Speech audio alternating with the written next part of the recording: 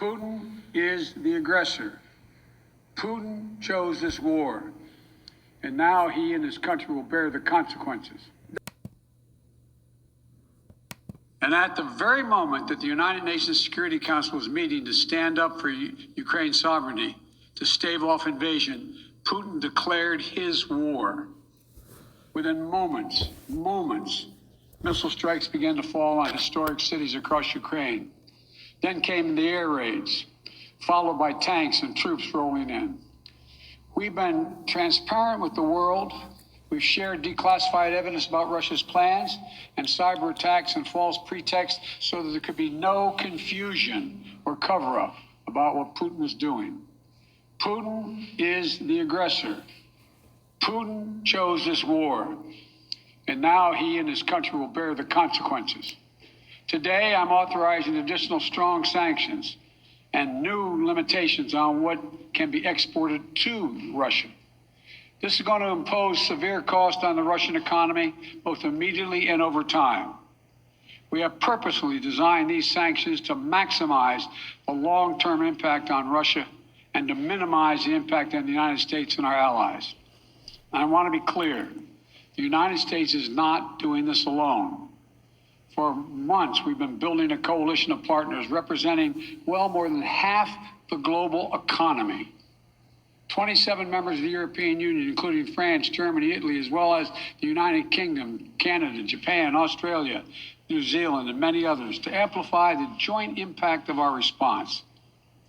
I just spoke with the G7 leaders this morning, and we're in full and total agreement. We will limit Russia's ability to do business in dollars, euros, pounds, and yen to be part of the global economy. We'll limit their ability to do that. We're going to stunt the ability to finance and grow the Russian military. We're going to impose and we're going to impair their ability to compete in high-tech 21st century economy. We've already seen the impact of our actions on Russia's currency and the ruble, which early today hit its weakest level ever in history. The Russia stock market plunged today. The Russian government borrowing rate spiked by over 15%. In today's actions, we've now sanctioned Russian banks that together hold around $1 trillion in assets.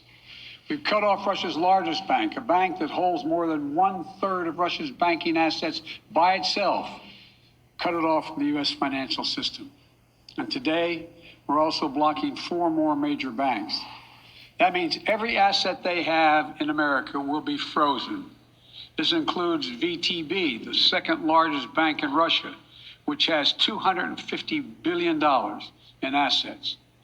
As promised, we're also adding the names to the list of Russian elites and their family members that we're sanctioning as well. As I said on Tuesday, these are people who personally gain from the Kremlin's policies, and they should share in the pain.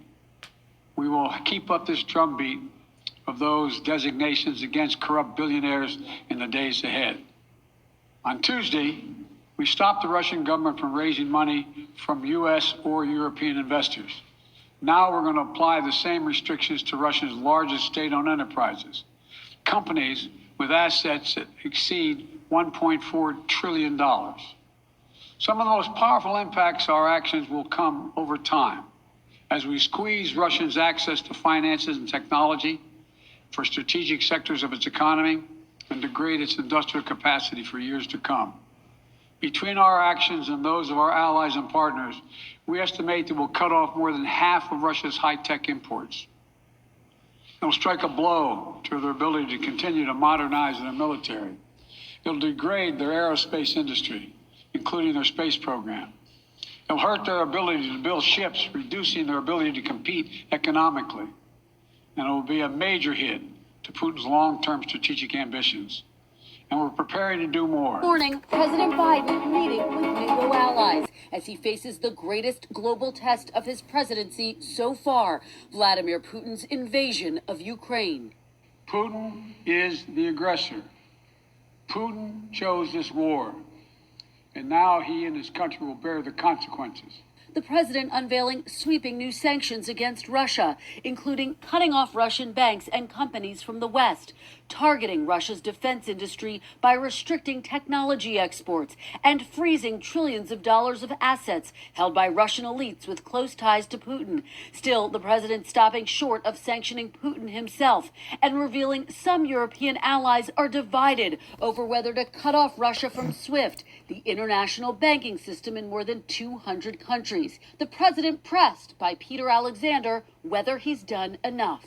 Respectfully, sir, what more are you waiting for? The sanctions we've imposed exceed SWIFT.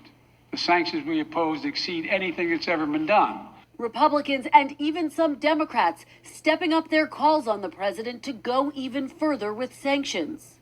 My advice to the president, both publicly and privately,